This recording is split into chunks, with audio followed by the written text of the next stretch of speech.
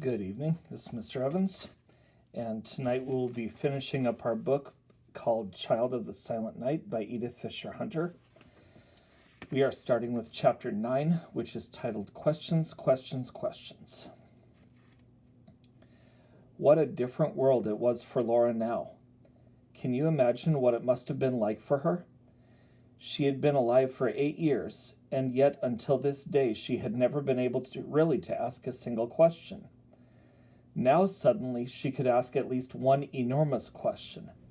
What is the name of that? Of course, she didn't know the words what is the name of and that. But now by placing her hand on any object, she let her teacher know that she was asking for the name of that object. And ask she did. At supper on the day she really understood that every object has a name. Poor Miss Drew didn't get a bite to eat. Laura wanted the name of everything and everybody. Usually at meals, Miss Drew was expected to help not only Laura, but several of the little blind girls. She cut their meat, buttered their bread, and did anything else that needed doing. But tonight Laura demanded every single bit of Miss Drew's attention. "I'll help with the other children," said Miss Jeanette. "This one meal will let Laura have you wholly to herself. It's a kind of birthday for her."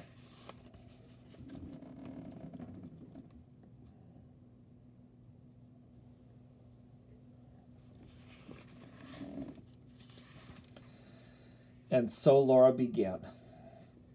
She placed her hand on her napkin, and Miss Drew spelled napkin into Laura's hand. Then Laura spelled it into Miss Drew's hand. Then she asked the name of the tablecloth, the salt, the pepper, the sugar, the milk, and on and on and on. Miss Drew was thoroughly exhausted when she went to bed that night, and the muscles of her spelling hand ached for hours. Soon after her arrival at the school, Laura had been given a real doll to play with. Now she taught the doll the manual alphabet. Of course, Laura had to pretend that the doll had fingers that could move. She also taught the manual alphabet to many of the blind children so that they could talk with her. When Laura had learned over 100 common names of things, her teacher decided that it was time for her to learn another kind of word. Words that tell the names of things are called nouns. Miss Drew felt that Laura was ready to learn action words, or verbs as they are called. For her first lesson in verbs, Miss Drew led Laura over to the door. She let Laura feel her shut it. Then she spelled shut door into Laura's hand. Laura already knew the word door. She wondered at first what a shut was. Then Miss Drew opened the door. Then she spelled open door into Laura's hand. It did not take Laura very long to understand that the words shut and open described what Miss Drew was doing to the door. Before the lesson was over, Laura showed that she had understood perfectly. She went over to a window and opened it. Then she spelled open window in the manual alphabet. Then she shut the window and spelled shut window. In this way, Laura very quickly learned the most common verbs like open, shut, come, go, run, walk, sleep, eat, and so on. The next kind of words that Miss Drew taught Laura was what are called adjectives, words that tell us something about an object. Words like soft, hard, smooth, rough, sharp are all adjectives. Very soon Laura knew that among the treasures that she had brought from home was a smooth stone, a sharp porcupine quill, soft milkweed silk, and a spiral snail shell. There are many other kinds of words besides nouns, verbs, and adjectives that Laura needed to know in order to talk in sentences. There are words like in, on, and under that are called prepositions. Words like soon, very, and there, which are adverbs. Connecting words like and, or but, and the little words a, and the, which are called articles. Some of these words were very difficult for Laura to learn because they were not names of things, or things she could feel, or things her teacher could do. The only way for Laura to learn many of these words was to have other people use them and to use them herself. Laura began making sentences simply by putting her words together in the order of what was most important to her. Bread give Laura was what she said when she wanted someone to give her a piece of bread. Water drink Laura, of course, meant that she wanted a drink of water, not that the water was going to drink her. Every little child talks in this way at first, but as he listens to other people, he gradually learns to put his words together in the way they do. But Laura could not hear people talking around her. If Miss Drew had had the time to talk into Laura's hand for many hours a day, Laura would have learned what we call grammar and sentence construction much more quickly. But Miss Drew did not have time to do this, nor did she realize how important it was. Laura did as well as she could, but her sentences never sounded just right. For example, in 1840, after one of her visits back to Hanover to see her family, she wrote, "When Laura did go to see mother, ride did make Laura's side ache. Horse was wrong, did not run softly." It was not just the way we make our sentences that was a problem to Laura. The words themselves presented her with many difficulties also. One day, Miss Drew was teaching Laura the words right and left. To teach this, she touched her own right hand and spelled right hand in the manual alphabet. She repeated this for her left hand, for both her feet, her ears, and her eyes. Bright little Laura understood it all. But then she had a question. She touched her own nose. She looked at her teacher with a puzzled expression. Which was her nose, right or left? What could Miss Drew say? What would you have said? Laura very soon experimented with making up words. One day when she did not feel like doing her lessons, she told Miss Drew, "I feel very strongless." Miss Drew told her that there was no such word. "But," said Laura, "when I do not sit still, you tell me that I am restless. Why can I not say I am strongless when I do not feel strong?" "That just isn't a word," explained Miss Drew patiently. "All right then," said Laura, "I am very weakful." Poor Miss Drew had to explain that that was not a word either. On another day, Laura had been asked to take a message to someone and to go alone. The teacher explained that alone meant by herself. Laura did as she was told and returned. A little while later, she thought of somewhere else she wished to go. This time she wanted to take one of her blind friends with her.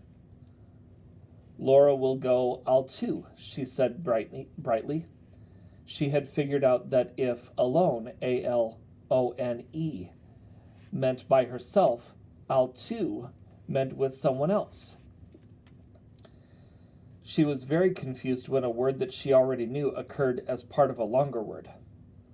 One day after the school had moved to South Boston, which is near the ocean, she and Miss Drew were standing on the beach. The waves were crashing, and Laura asked what made the sand shake under her feet. "The waves are jarring the ground," said Miss Drew. "Who put jar in the ground?" asked Laura. In spite of such difficulties, Laura made wonderful progress, and before long she was reading the books in raised type that were used by the blind students in the school. Reading presented her with new problems. For one thing, she would read along in a sentence and try to understand it word by word instead of reading the whole sentence to find the meaning. In a book written by Dr. Howe for the blind children, one part of one sentence bothered her every time she read it. The sentence was, "You must not think because you are blind that you cannot learn as much as other children." When Laura read it, she would read, "You must not think because you are blind." Here she would stop. With a worried look on her little face, spelling into Miss Drew's hand, she would ask, Why did the doctor tell blind girls they must not think? Laura was soon ready to start arithmetic, and she did very well. But when she was old enough to do problems, she could not understand that the problems were not written especially for her, and that she was just supposed to do the arithmetic in them. Once a problem was read to her: if you can buy a barrel of cider for $4, how much can you buy for $1? After thinking a minute, she asked, how did the man who wrote the book know I was here? And then she added, I cannot give much for cider because it is very sour. When Laura first started the study of geography, it was naturally very difficult for her to understand the tremendous size of our world, or even of our country. The blind children were taught their geography on relief maps on which the mountains were raised above the level of the rivers and valleys, so that they could feel them. An enormous globe over 13 feet in diameter was also used. Still, Laura had a very difficult time grasping the distances involved. One day her teacher was giving her a lesson about Niagara Falls. She was describing the great height of the falls and the loud noise the water made as it crashed down on the rocks below. Can you hear them now? Laura asked her teacher. Oh no, said Miss Drew. They are much too far away. Be very quiet, said Laura. Listen carefully. Now don't you hear them? As Laura learned to talk and to hear with her hands, she discovered more and more about herself as well as about everything else. Gradually, she learned how different she was from other people. She was told that other people talked with their mouths, saw with their eyes, and heard with their ears. Strangely enough, she did not seem upset that she could not do all of these things. When she asked Miss Drew one day what voice meant, her teacher explained that voice is the noise people make when they talk with their mouths. Laura thought for a minute. I do not voice, she said. One thing about her many handicaps did bother her, however. She did not like it one bit when she learned that dogs, which she considered inferior to people, could hear when people spoke with their mouths, but that she, a person, could not. That did not seem right to her. As the years passed, Laura Bridgman studied every subject that other children study, and in all of her subjects she showed a keen mind and eager curiosity. Dr. Howe, Professor Mussey, James Barrett, Asa Tenney, and her own mother and father had all been right about Laura. She was a very bright little girl. Many of Laura's teachers kept careful records during the years they spent working with her. Here are a few of the questions that Laura asked them. How many could you have answered if you had been the teacher? Who made water? Why do not our hearts stop? Why has fish not legs? Why do not flies and horses go to bed? Why does it rain? Do think, guess, suppose, understand all mean the same thing? Are there people in the sun?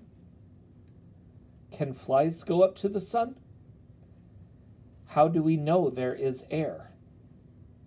What is wind made of? Why does a waterfall not stop? Is God ever surprised? Chapter 10 is called A Sort of Triumphal March. It was not long before the name of Laura Bridgman had become known all over the United States and parts of Europe. There were two reasons for this.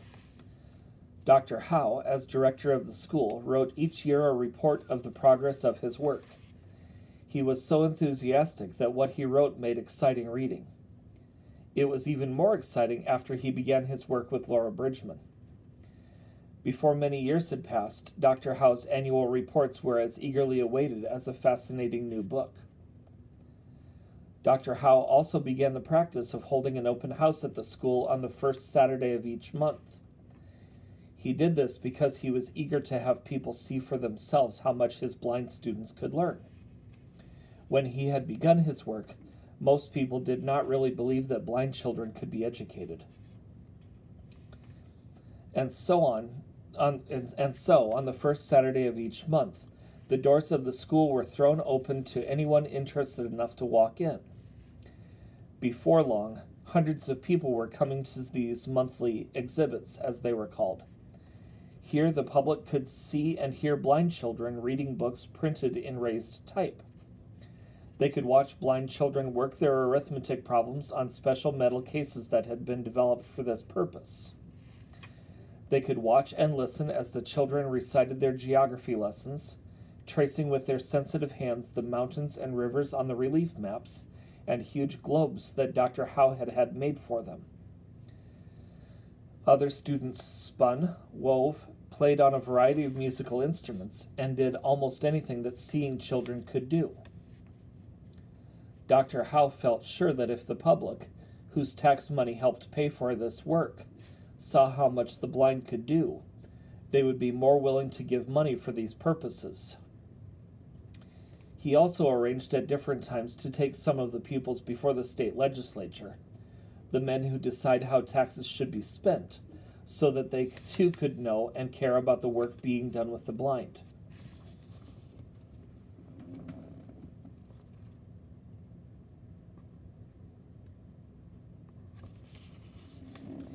By 1839, Laura Bridgman had become one of the main attractions at the exhibits.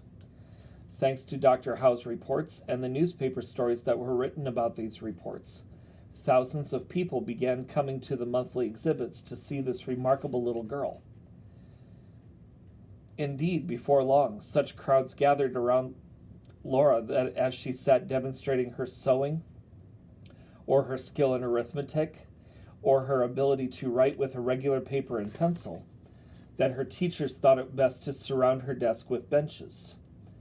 In this way, a little enclosure was made that held back the crowd and kept them from pressing in too closely. The first time this was done, Laura did not like it. She thought it was done to keep her from harming the people, not the people from harming her. She asked, "Are the ladies afraid of me?" In 1842, when Laura was 13 years old, one of the most famous men in the world at that time came on a visit from England to America. His name was Charles Dickens. He was an author whose books are still read and loved. Some of his best-known works are David Copperfield, Oliver Twist, and A Christmas Carol. There was one person in the United States whom he wanted to be sure to see, and that was Laura Bridgman. He had read Dr. Howe's reports about Laura, and he wanted to see this unusual child himself. After his visit with her at the school, he wrote about her in his book American Notes. Charles Dickens was one of the most widely read authors of his day, so the name of Laura Bridgman became even more famous as a result of his story about her. But there was another even more wonderful result. About 40 years after Dickens made his visit, the mother of another little deaf, blind, and mute girl in Alabama read his account. This woman's daughter, Helen Keller, was about 6 years old at the time. Like Laura Bridgman, Helen had become deaf and blind from a raging fever at about the age of 2. Like Laura, because of an unusually bright and active mind, by the age of 6, she was becoming much too difficult for her parents to control. When Mrs. Keller read the story of Dr. Howe's successful educational experiment with Laura Bridgman in Dickens's American Notes, she suggested to her husband that they write to Perkins Institution for help. Dr. Alexander Graham Bell, the inventor of the telephone, who had been a teacher of the deaf for many years, and who had seen little Helen Keller, also suggested that they turn to Perkins for help. And so a teacher was chosen, Anne Mansfield Sullivan. In preparing herself for this difficult job, Miss Sullivan spent long hours reading the records that Dr. Howe, Miss Drew, and other teachers had kept of their work with Laura Bridgman. When Miss Sullivan left for Alabama, she took in her suitcase a doll that Laura Bridgman, who was still living at Perkins Institution, had dressed especially for Helen. 2 years later, Miss Sullivan and Helen went to Boston to visit Perkins, and Helen actually met Laura Bridgman. 10 years after Laura went to Perkins, her dear friend Asa Tenney died. She had returned home for visits every year and had always spent some time with Uncle Asa. For some reason, he never let her teach him the manual alphabet. Laura never forgot how much she owed to this dear friend of her childhood. A few years after his death, she was asked to write a story about her life before she was educated by Dr. Howe. In the story, she had a good deal to say about Asa Tenney. She wrote, "I had a small thin plate for my own. It was a gift from an old man named Mr. Asa Tenney, whom I always loved. The nice tin plate had the finger alphabet printed in raised letters around on the edge. Mr. Tenney was always very patient and kind and gentle to me. He always dressed in most simple and frugal clothes. I derived a great pleasure from walking and rambling and sporting with Mr. T daily. He used to go with me out of the doors in search of eggs very frequently. I liked so much to grope in hollowed nests with my little hands, seeking for a single egg. He influenced me with something like geography, which was that I flinged sand, stones and gravels, and branches of aged trees into the brook. I enjoyed that game extremely. He was stout and firm to lift me up in his big arms a long distance from place to place. I admired very much to be carried in his arms like a babe. We went out to pluck lots of different berries. Mr. T never liked to scold me for doing a little thing which was really wrong according to his opinion. He never inflicted a punishment upon me in his life." Laura Bridgman's other great friend, Dr. Samuel Gridley Howe, died in 1876. She realized how much she owed this great man also. After his death, she wrote to a friend, "I think of Dr. Howe day and night, with sorrow and gratitude and love and sincerity." For 52 years, Laura Bridgman lived at Perkins. Dr. Howe had arranged that she should have a room at the school as long as she lived. Through her sewing, she was able to earn some money, and she was a real help in educating other deaf, blind, and mute children who came to the school. On the 50th anniversary of her coming to Perkins Institute, a great celebration was held with Laura as the guest of honor. Dr. Howe's wife, Julia Ward Howe, was in charge of the party. Mrs. Howe had become very famous herself because of the song that she had written during the Civil War, the Battle Hymn of the Republic. There was an enormous birthday cake, speeches were made by many famous men, and parts of Dr. Howe's well-known reports were read. 2 years later, at the age of 60, Laura Bridgman died. Dr. Howe once described the education of Laura Bridgman as a sort of triumphal march. When we hear the words triumphal march, most of us see a picture in our minds of a victorious army that has conquered a powerful enemy. We can almost hear them as they march past to stirring music with bright banners waving. It seems strange to think of the education of a little deaf, blind, and mute child as being anything like that. And yet Laura Bridgman, with the help of Dr. Howe, Dr. Mussey, James Barrett, and Asa Tenney, had conquered the enemies of darkness and silence. They had done it in the same way that a lighted candle conquers the darkness of the silent night. That is the end of our book. If you like this, I encourage you to try to find a copy for yourself. I don't know if it's still actually in print, but I also encourage you to look up the story of Helen Keller, as this provides some of the background material needed to understand where the education of Helen Keller came from. Have a good night, and I will see you next time with our next book series.